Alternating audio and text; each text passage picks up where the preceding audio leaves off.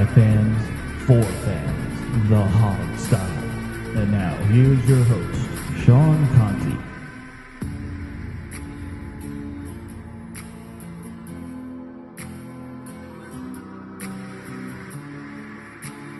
Hello and welcome back to the Hogside Preview Show, brought to you by TicketClub.com.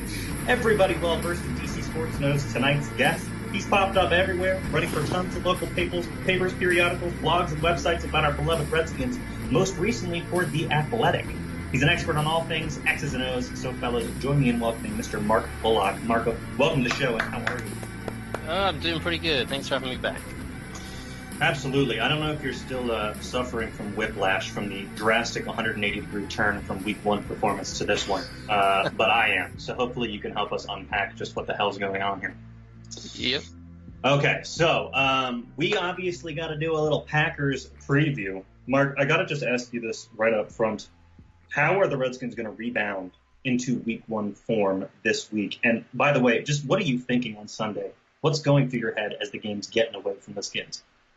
Yeah, it was certainly a frustrating one. I think the keys on offense for them rebounding are to Smith and Gruden talked about trying to be patient throughout the Colts game and wait for that opportunity. And there is a certain element of you do want to be patient and wait for opportunities to take your shots and to get big chunk plays, but at the same time you do have to sort of force it sometimes. And I think that they had some solid game plan stuff. They just didn't execute properly, and a lot of that was on the offensive line up front. They struggled with some different defensive fronts in the run game and stuff like that. So I think they need to kind of just flush the Colts game and move on and say, look, this is a new week. Obviously address any issues that they have. There was a few schematic things where it's like, these are issues we need to correct. But other than that, flush it and be like, we're moving on. It was a bad performance. We're moving on to the next one, and hopefully they can bounce back. Flush is the perfect word, by the way, Mark, to use for getting rid of this. Perfect word. Yeah, you know, when I first watched the game live, I thought it was kind of a combination of Jay Gruden had a poor game plan, they weren't prepared, and a lot of different things. But when I watched L22, it looked really specifically like the offensive line sucked, to be blunt. You know, I saw a lot of problems with Sean Laval. Chase Rouillet didn't have a very good game. Tony Burks, when he was in there. Specifically, what is going on with the offensive line? And maybe I'm wrong. No, I'd kind of agree with you. The offensive line definitely had issues, and I think some of that was down to the Colts defensive coordinator coming from the Cowboys coaching staff, and he had obviously played the Redskins twice a year for quite a few years. So he knew what the Redskins wanted to do, and he knew how the Cowboys had been effective in stopping what the Redskins want to do, and especially in the run game, because before Gruden was even hired, they had Bill Callahan in Dallas, so they had a pretty good idea what the Redskins wanted to do and how to stop it, and they'd been effective at it before. And they also, one thing I noted, they had a really, really good jump on the Redskins snap counts. And I mean, there was a series where they blew up a run 5 yards in the backfield, and the Redskins finally went, we've had enough of this, hard counted the next snap and got them to draw off sides and got the 5 yards back. But I kind of wanted to see them do that a little bit more, just to keep the Colts defensive linemen from jumping the snap every now and again. But overall, yeah, there's not really much technical analysis I can say about it. It's kind of just a do better sort of thing. Like, right.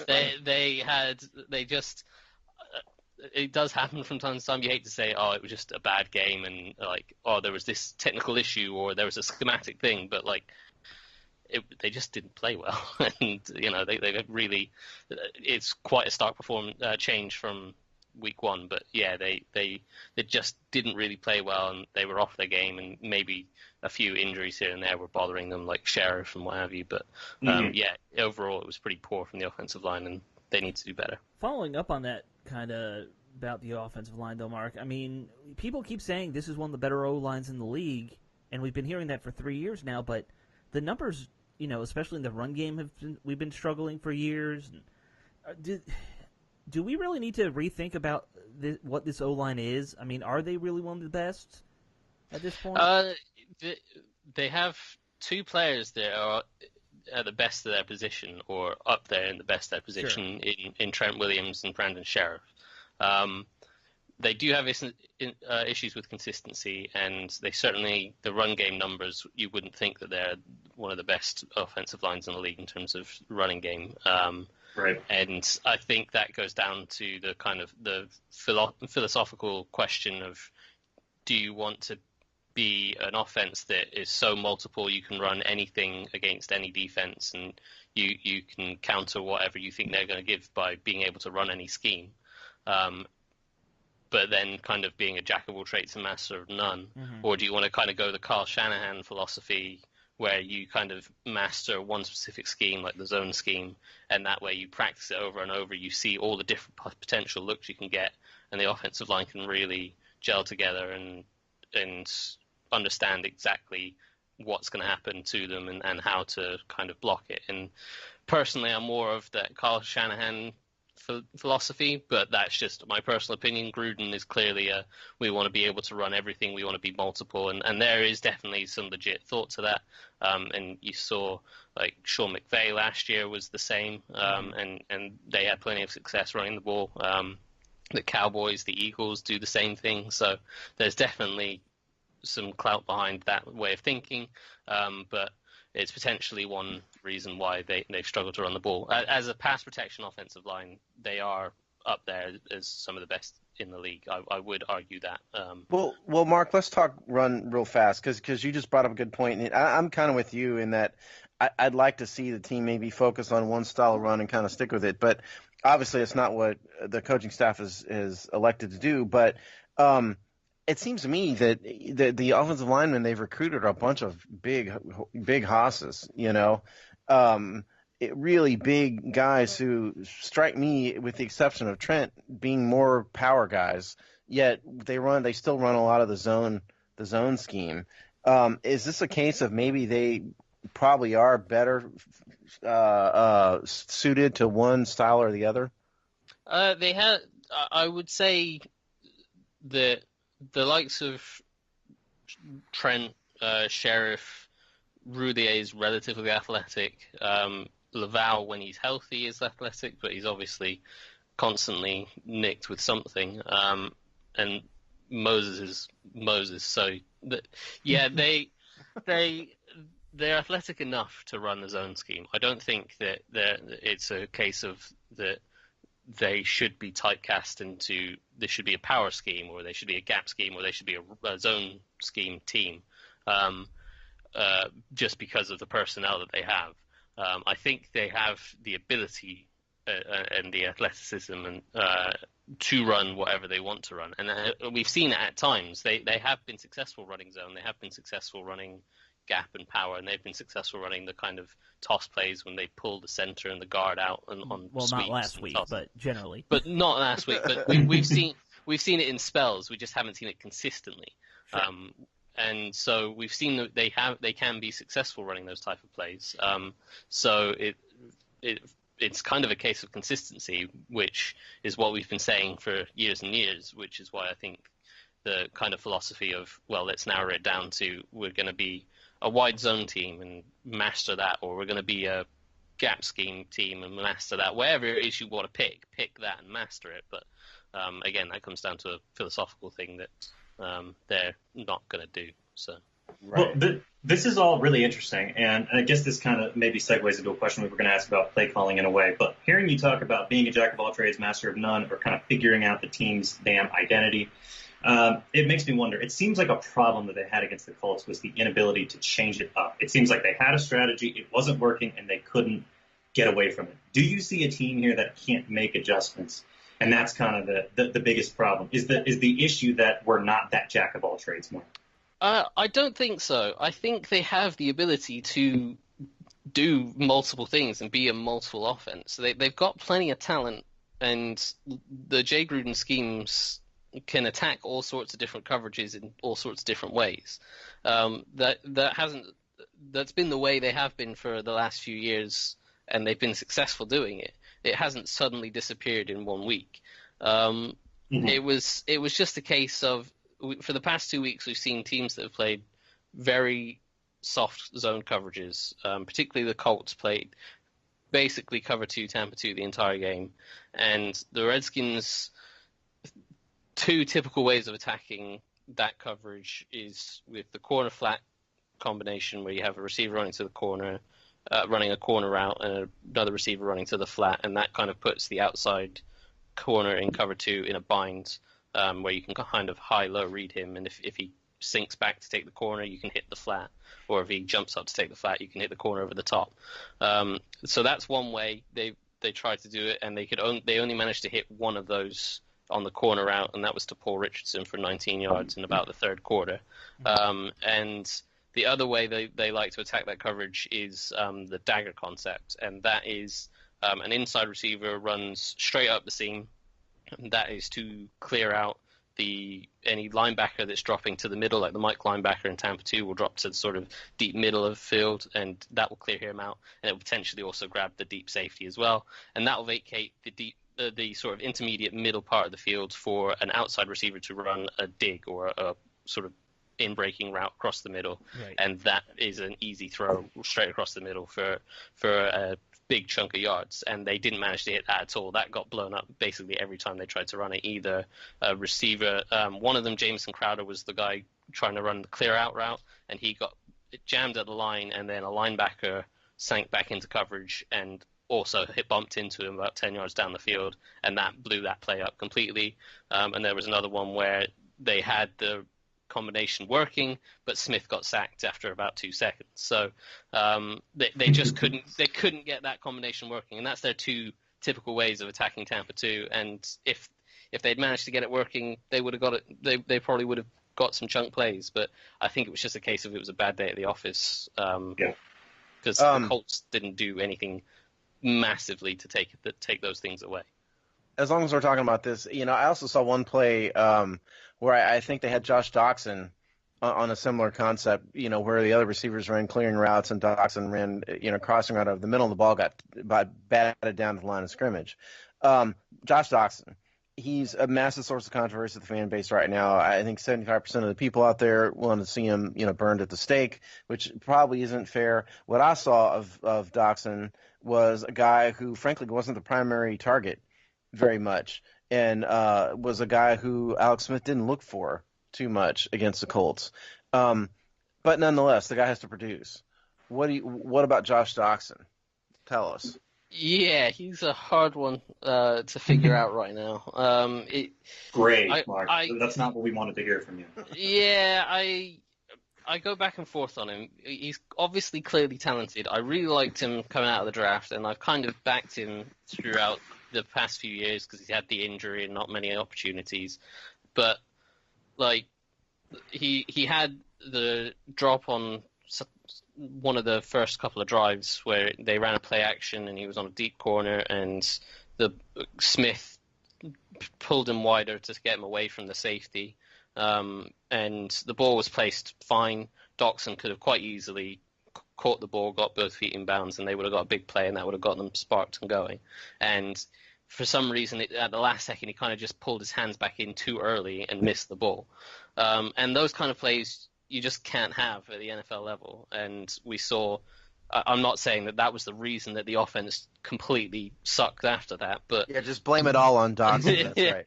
But it certainly didn't help. And those are plays that you have to have, especially if you're going to be the number one receiver or the X receiver. You can't drop those kind of plays. But similarly, he showed there's a tweet I've been getting killed for the whole week where the fade into the end zone, it was a bad throw from Smith. It was overthrown. It was probably a yard or two overthrown out of bounds. And Doxson managed to go up and get it and nearly pulled it in. He just couldn't quite hold on. I didn't understand why everybody blamed Doxson for that. I mean, the ball was misplaced, and there was no way he was going to get his feet in, even if he could have folded in. Also, as we all know as Redskins fan, the fade is just not a good play. For us. So- Jay needs to give it up. Yeah. So, I will argue on the fade at a different point. I could go on for an hour on the fade, but We should do a special show, just an hour on the fade with Mark Bullock. Let's not. Let's not. So, but yeah, that ball was definitely not a ball that Doxson should have really caught. And I just tweeted out the clip of it saying it was a good effort, and I've been getting killed for it. But yeah, he makes plays that he shouldn't be able to make, but he doesn't make the plays that he should, and that kind That's of a nice puts way to you put it. in a Inconsistent, weird, yeah. really, really weird position where you can't really rely on him to be a number one receiver, but at the same time, you want to give him more opportunities to make those plays that he shouldn't be able to make because those Right. become big plays. So it comes down to another consistency thing, and he really, if he starts making the easy plays that he should make, then you let him off for the opportunity balls that he'll drop occasionally. So I guess that's kind of an overview of where I stand on him. It's kind of still sitting on the fence, but that's kind of where I'm at. So, I have actually two questions, but the first one is just since we're on Doxson, and you did speak about in general terms, but at what point does, in your opinion, we don't want you to speak for everybody, but just in your opinion, at what point do you start taking his production at face value? And what I mean by that is simply, a lot of us as Redskins fans would, we'll either make excuses for him or we'll say that he's not it before even figuring it out. Now I'm in the point where I feel like it's too little production or too little of a sample size to tell what he can do, for a variety of reasons we all know. But, at the end of the day, it still is 3 years in.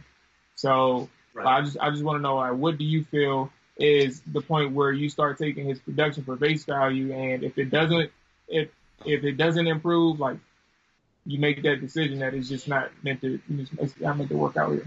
Yeah, I get where you're coming from. It is a tough one to make. I think, given the fact that they've gone into this year as him being the X receiver, they don't have a Terrell Pryor and a loaded receiver corps that could knock him out of his starting spot. It's going to be Doxson at the X, it's going to be Richardson at the Z, and it's going to be Crowder as the zebra receiver in the slot.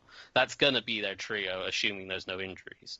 So unless you get to a point where he's dropping every catch and he's killing drives and he's killing games, then I think you give him the season to really prove himself as, hey, I can take this step up, I can be your guy, or kind of prove himself in the other direction of, I'm not going to be this guy that you spent the first round pick on and that you hope I'm going to develop into.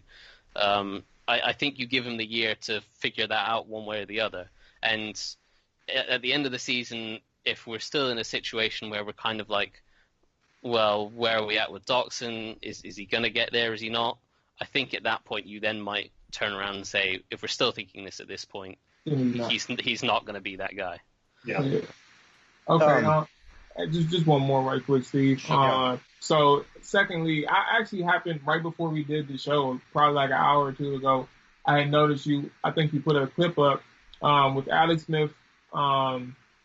He had Jordan Reed it was a clip. I don't know when you put it up, but he had Jordan Reed over on a breaking in route, and Sean Laval just got bullied and fell on his ass in a pass protection. And what I had noticed in the play, I don't think I'll ever get a chance this week to look back at it, but I don't know what Alex Smith was looking like throughout the game, but on that play, it seemed as if, even if the sack didn't occur and Sean protected well, that he didn't see Jordan Reed initially on the breaking in route. So my question was not necessarily pertaining to that play, but how often did you notice that Alex Smith seemed to either miss a read or maybe too indecisive? Notice that he was patting the ball on that play as well, so that kind of hindered him from even seeing Reed or throwing it on time. Yeah, I think with that specific play, he was working a different route combination, and that would have been based on a pre-snap read of, we think they're playing this, and I want to work to this combination against that kind of coverage. So that was why he wasn't looking at Reed, even though, as you said, that clip kind of shows Reed breaking over wide open across the middle and Smith not seeing it. He was just working a different combination, and perhaps he would have come back to Reed once he had checked the other combination and then didn't have the opportunity. To the bigger question of did Smith miss kind of shots or sort of hold on to the ball too long and seem indecisive, there were one or two plays where I'm sure he would like to have things back. There was one deep shot to Crowder up the seam where he did an excellent job holding the safety in the middle of the field, so he created room for himself. I think what happened was that he was trying to lead Crowder further away from the safety in the middle of the field, so he kind of put it more outside than he needed to. He obviously overthrew it as well, but where the ball landed, it was more outside than I think he perhaps realized that he could have let him in a little bit more. But I think he was trying to be a little bit more cautious with the throw to keep it away from the safety, because Malik Hooker is their free safety and he's got as much range as any free safety in the NFL. So he was trying to protect from that, but he overthrew it by a good 4 or 5 yards, and the placement of the ball was kind of more outside shoulder than inside shoulder. So that one I'm sure he would like to have back. There was a check down to Adrian Peterson early in the game for 3 or 6 yards, something like that. I can't quite remember. They ran a concept they call Philly, and that is on one side you have a bubble screen and a go.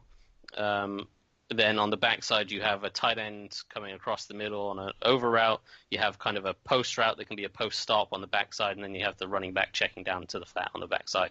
And it's a pure progression. It goes go, bubble, tight end over route, post stop, and then check down to the back. And I think the one shot I think Smith might have regretted was he came off the first read a little bit too quickly, because the Colts were in cover 2, and cover 2 takes away the backside post route, and it takes away the over route to the tight end, which is where the ball goes more often than not on this concept. But on this concept, usually the go route by the first receiver, by your first read, is something that you kind of check pre-snap and you go, yeah, I like that matchup, I might look at it more, or I don't really like that matchup, I'm not really going to look at it, I'm going straight to the bubble screen, which was the second read.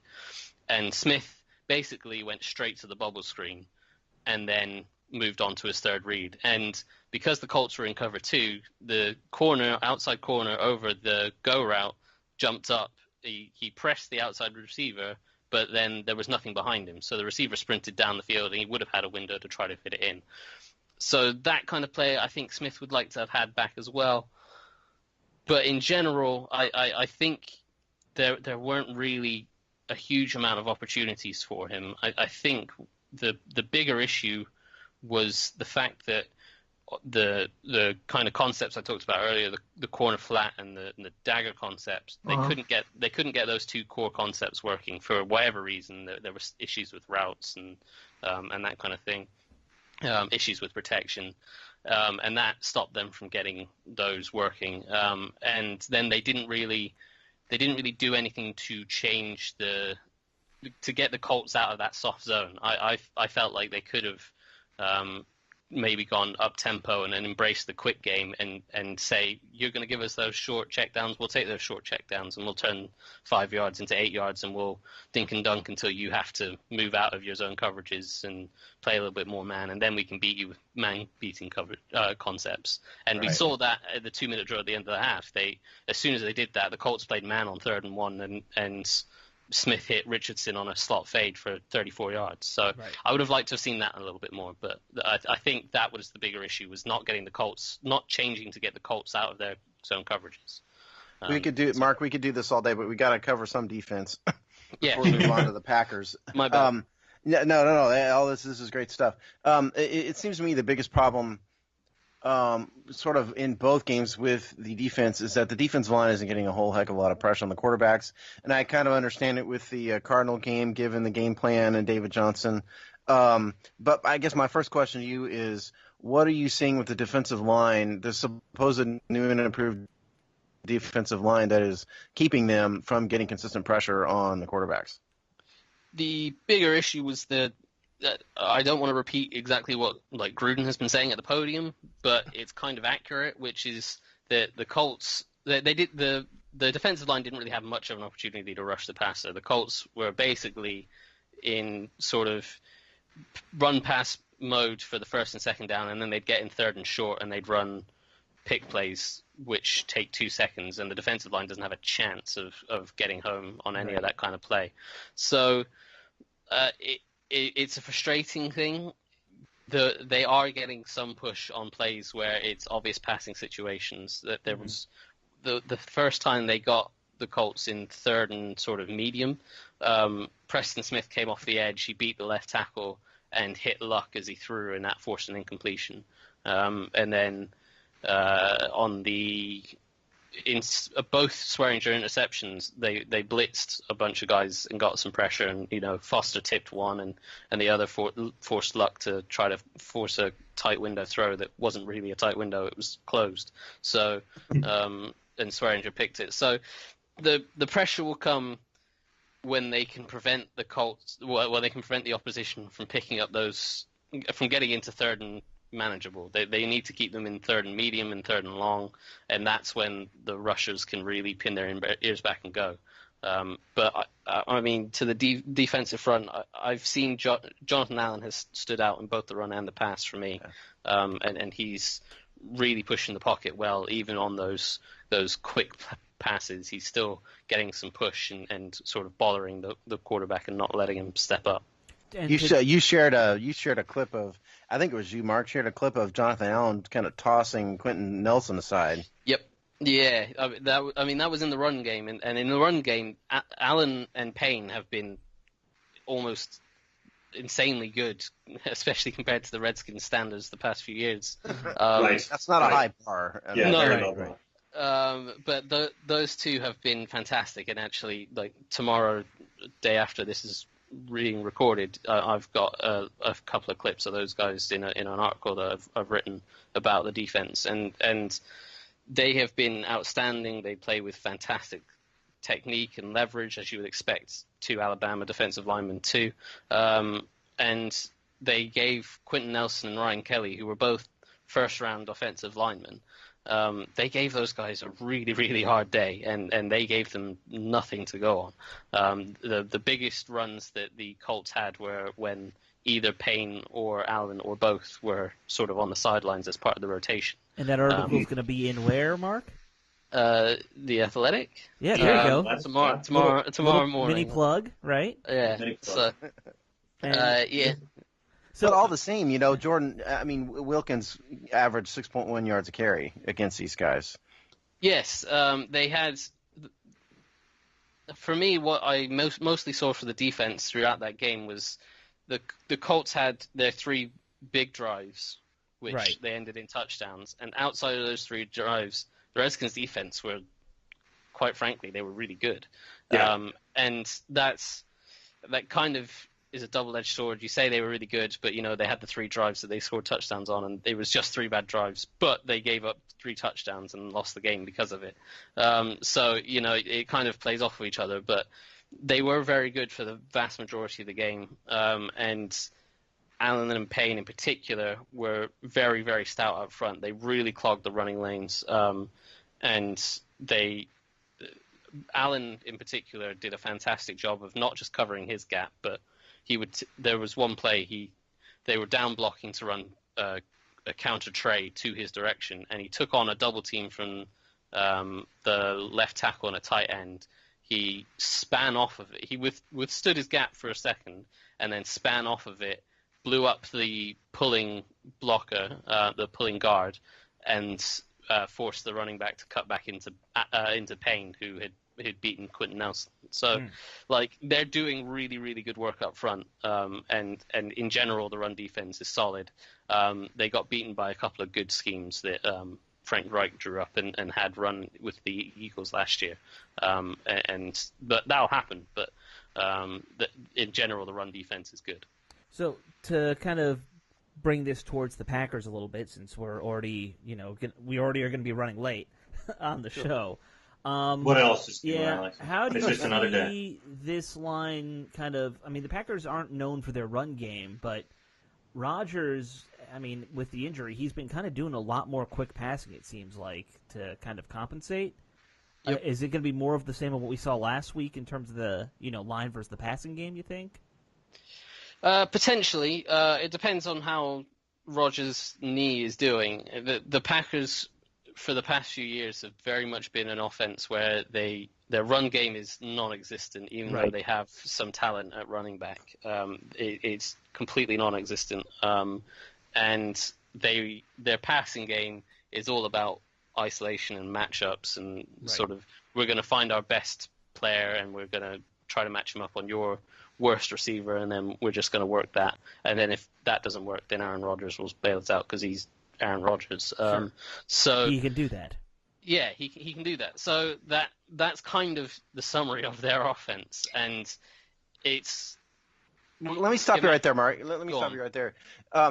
Because what I saw from Aaron Rodgers last week against the Vikings was, I mean, it was a completely different Aaron Rodgers. I mean, Alex said that the guy was, going short pass, which yes, he was, but this was peg leg Aaron Rodgers. I mean, he hardly moved at all in the pocket. He barely stepped up. It looked like he was thrown off his non-injured leg a little bit. Didn't scramble. Not a lot of rollouts. I'm thinking that this week, above all weeks, this might be the week to try to collapse the pocket around him from the edges and try to force him to move because he's his mobility is so limited. Thoughts? Yeah, sure. And typically in the past, the game plan against Rodgers has always been to try and collapse the pocket around him, and you need to keep those edge guys on the edge to make sure he doesn't scramble out, and you need good push up the middle to make sure he can't break out the front. Right. If he's still hobbling around and he's not able to move as well as he typically does, collapse the edges. Then yeah, you can be a little bit more lax with the lanes that you're rushing. You can let an edge rusher off if he wants to go inside every now and again if he thinks he can win inside. But that doesn't mean that they can completely abandon their lanes and go freelance. They still need to work what they need to. They still need to play sort of gap sound. But yeah, you can kind of. Aaron Rodgers typically bails out that offensive line a lot by being able to move around. And if he's not able to move around, then you can kind of pin your ears back and go, and you can say, we're going to just rush our best four guys, and can your five offensive linemen block them? And they have one or two good players on that offensive line. Their tackles are pretty good. Right. So you probably... I mean, you'll do well to get pressure against them, especially left tackle Bakhtiari. So Preston Smith will have a tough game out there.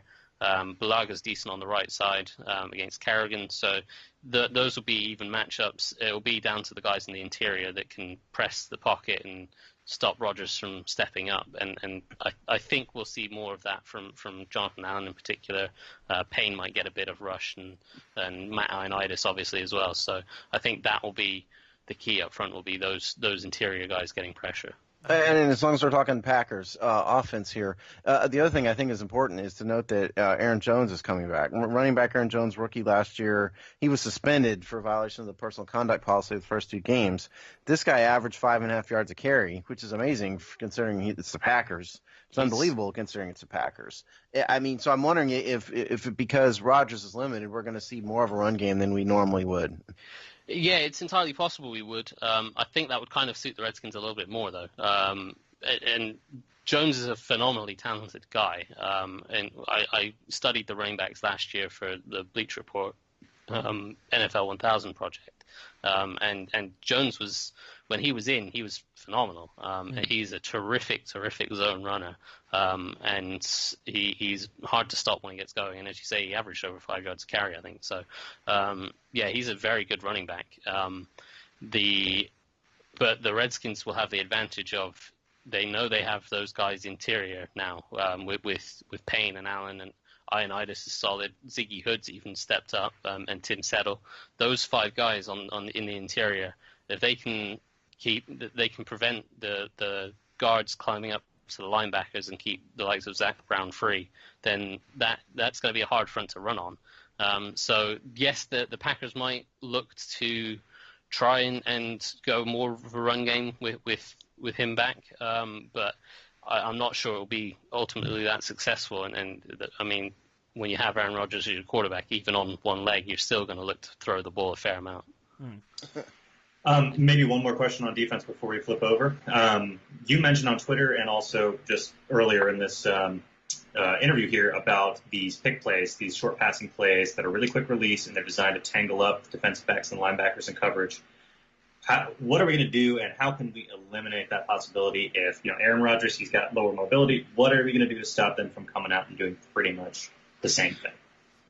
So in the way I see it, there's three real options, two of which Gruden mentioned at the podium today, which was one, you can be extremely physical. You can go and press the guys at the line of scrimmage. You can push them off and say, hey, you're not going to be able to pick me because you're not going to be able to get into your release.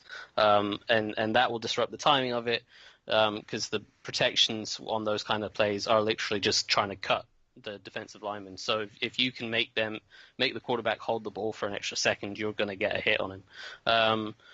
The second option is to try and pattern match it, which is a little bit more difficult on the shorter plays, but it's a case of the most basic kind of pattern matching is playing what's called in and out, where you have two corners against two receivers, and they will allow the receivers to release, and the inside corner will take whichever receiver works inside, and the outside corner will take whichever receiver works outside. So it kind of looks like zone coverage to the quarterback, but it's actually man. They're just waiting for the receivers to declare their release.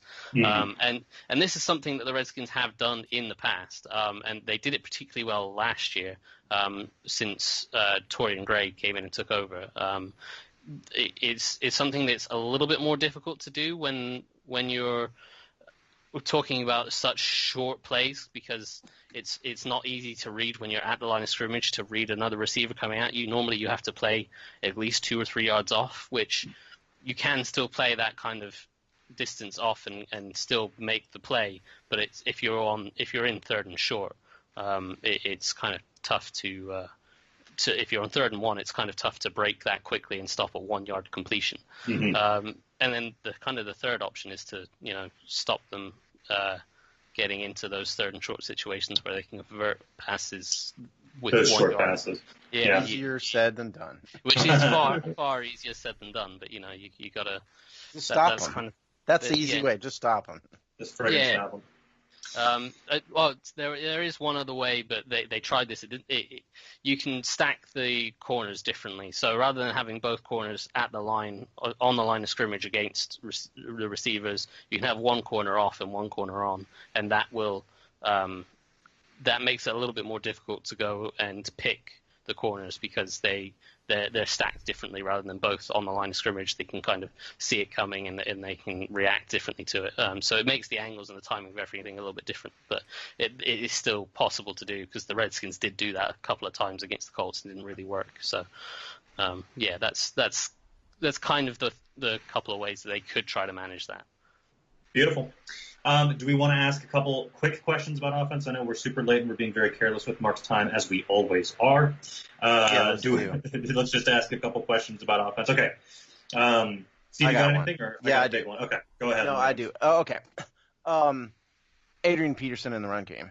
This is where I'm going with this. We saw him get 25 carries. I think it was 26 carries against the Cardinals. I mean, we've talked about the Colts game. Let's not relive that nightmare. A lot of that wasn't his fault.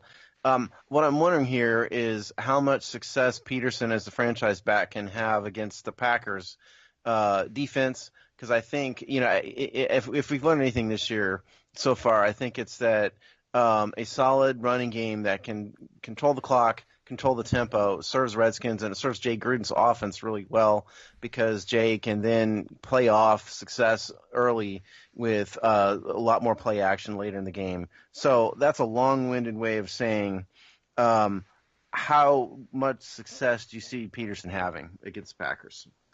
They have a pretty tough interior. The guys like Kenny Clark at nose tackle, Mike Daniels at defensive end, and Mohamed Wilkerson, the other defensive end, in their three down front. They are very, very tough guys to knock off the ball and sort of pound it up in the middle. So, which is kind of Adrian Peterson's game. So it's a tough one to say, yes, they will definitely be able to run the ball. And they'll be able to run it effectively, and they'll just be able to give Peterson 30 carries and run for 150 yards. I don't think that's going to happen. There certainly are ways to run on this Packers defense. I think you're looking more at the kind of the runs to the edge with either the outside zones, if they can block those well, or the sort of pin pulls, the crack tosses, the sweeps where you get linemen pulling to the edge and kind of making the reads difficult for the linebackers and pitting those three big defensive linemen inside where they can't get to the play. I think that's going to be their route to success, and if they can incorporate those RPOs a little bit more that they did the first week, and they didn't really so much the second. Right. That could help keep a linebacker out of the box and make things just a little bit easier with the numbers in the box. Speaking, I guess, a little bit generally, I know this is a big general question, but this is a team in Green Bay last week that let Minnesota come back something like 22 points, I think it was, or something in the fourth quarter, let them hang around. This is a beatable team on defense. Am I crazy for thinking, coming after the performance that we just came from against the Colts, am I crazy to think that we're going to be able to put up points against Green Bay? No, you're not. They are a beatable team on defense because we've seen the past 2 weeks they've given up a fair amount of points. That's right. They're something like 23rd or 24th in the league in points, I think I remember seeing. Points given up. So 23rd. It's 23rd. 23rd. So, yeah, you can score on them.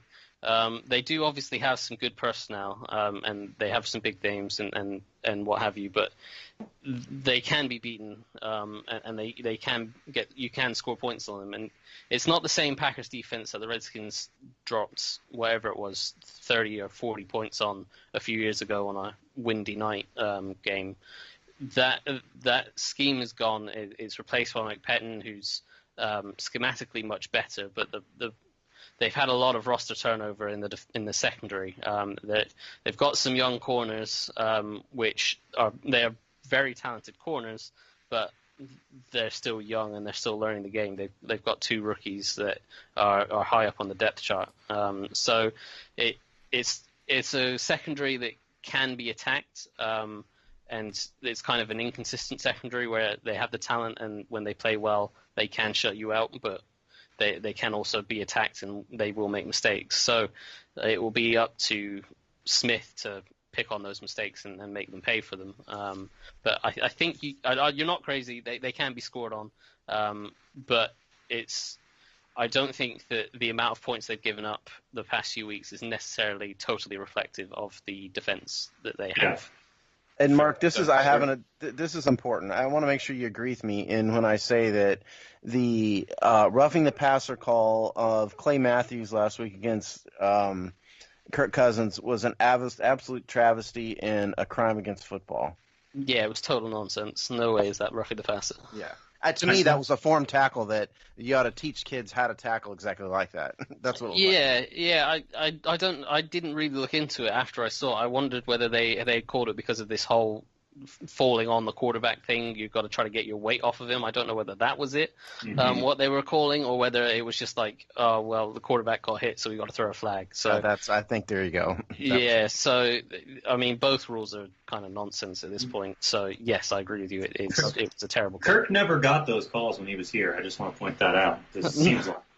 Well, when you sign a 3-year, $90 million guaranteed contract, you're going to get those calls a little bit. The league's going to help you out a little bit more. Yeah, I think so. Complete sense. You know what? I think you might be onto something there.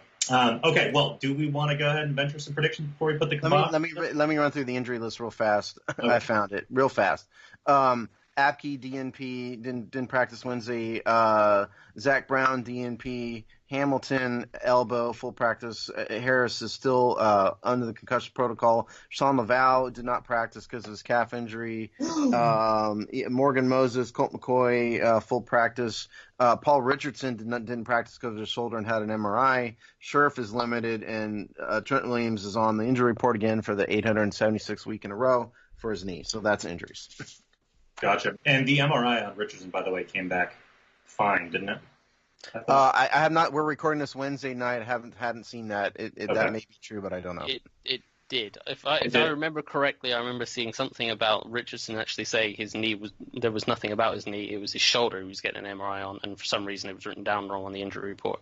I wrote shoulder down because it was shoulder, but it was knee, but that was wrong. Yeah, that's what Gruden said, but they asked Richardson afterwards when the press got into the locker room, and he said, no, my knee's absolutely fine. It was my MRI on my shoulder, and it said that I have a sore shoulder. So that's what that was. Not only is Mark an analyst, he's now an insider.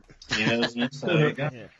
All right, well, let's venture some guesses. I will go ahead and go first. I know Mark's he hates me because I think he hates the fact that we make him do these predictions in the first place, but we're going to make him do it one more time. Okay, Green Bay Redskins. Look, I said it a minute ago. I think this is a team we can score on, and it's crazy coming from a 9-point game, 3 field goals, but I think we can do it. 24-17 Redskins. Wow. Bold. Yeah, that's a bold prediction. I'll go next, I guess, because we need to save the expert for last. Okay. I think the Redskins are going to play a much better game than they did against the Colts. I don't think they have it in them to lay a second egg in a row. They have a history of kind of playing up, after they've laid an egg. So I think from that respect, they'll be in a better mental state. They'll be better prepared. The players will be ready to go. It'll be hard fought. But at the end of the day, this is Aaron Rodgers. Even if it's peg leg Aaron, it's still Aaron Rodgers. And I have a tough time seeing them outscoring the Green Bay Packers. Yes, I know the last time we played them, that happened. That exact thing happened. But I think this is going to be a close loss, something along the lines of 28-24 Packers. Steve, you're clearly not paying attention to the fact that everything happened so far this year has been the opposite of what it should have been. You've got to call this a win, dude. Well, you know this, Sean. We want to cover all bases on the show, so we're always right. You're right. All right, who's up next? Alex, you want to take this one? Sure. Okay, I'm not feeling it. I think that the wheels are coming off. This has been a negative week for the team. I'm going 35-14 Packers. Hey, Wow. That's a dagger concept right to my heart. I think, to be honest with you, I'll just go ahead and get it. I ain't even want to rap about it, but I'll say that the Packers win. It's about 23-20, 24-21-ish, around there. It's going to be a close game. I do like our defense, and I'm confident that they'll keep us in the game. So, but I just don't think we're going to be able to outscore the Packers. So, 24-21, 23-20, around that range. Packers win. Fair enough. Mark, make us all foolish. What you got? Oh, man, I hate doing these because... Yes, you do. Yeah, you immediately disavowed your picks when we made you do this last year. Right. I know, you made me do the whole season, and I was so bad at it, and I hate it. Dude, we were all pretty bad, man. Hey, we have a trophy that we're going to put together for whoever picks the most games this season. If you want to do your picks, Mark, well, you can be in the trophy hunt. Absolutely not. Absolutely You not. can get the first 2 right. That's right. That'll be the only 2 I get right. For this game, I can kind of see both things happening. I've gut feeling says I think the Redskins can win it. I think that there you go. I don't think Gruden's schemes will screw up a second week in a row. I think he will be able to attack this Packers defense, and I think defensively, Aaron Rodgers, typically they really, really struggle with quarterbacks that can get out of the pocket and that are mobile and what have you, extend plays. And Aaron Rodgers is the best in the business at doing that. But with him on one leg, I think the Packers' route combinations without the ability of Rodgers extending plays and turning it into kind of backyard football, they just are so basic and so defendable that I can see the Redskins coming in with a good game plan, feeling confident about being able to shut down this offense without Rodgers being able to extend plays. So with the caveat of Rodgers is as injured as he has been, and his leg doesn't miraculously heal, and he's running around like we've seen him in the past, I think the Redskins will take it. It will be close, something like, I don't know, 24-21, something maybe. There you go. Something like that. At least two of us are drinking this Kool-Aid, guys. I think what we're going to do is make sure everybody knows that Mark predicted that. We're going to make that like the title of the show, perhaps. Yeah. This is Mark calls calls it time. Yeah, I know. Yeah. If we have a big shot like you on, Mark, we got to make sure everybody knows you made predictions. We're going to stop getting it if we keep torturing him. That's true. All right, No well, predictions. no more predictions. Maybe we'll go even from here. Well, he is Mark Bullock. It's at Mark Bullock NFL on Twitter. Double L there. Catch him at the Athletic. I almost said the Atlantic. Excuse me. The Athletic.com. Do this guy over there. And we are the Hogs Dice, so make sure you're checking out our website for all the latest written content. We will see you all next time, right here.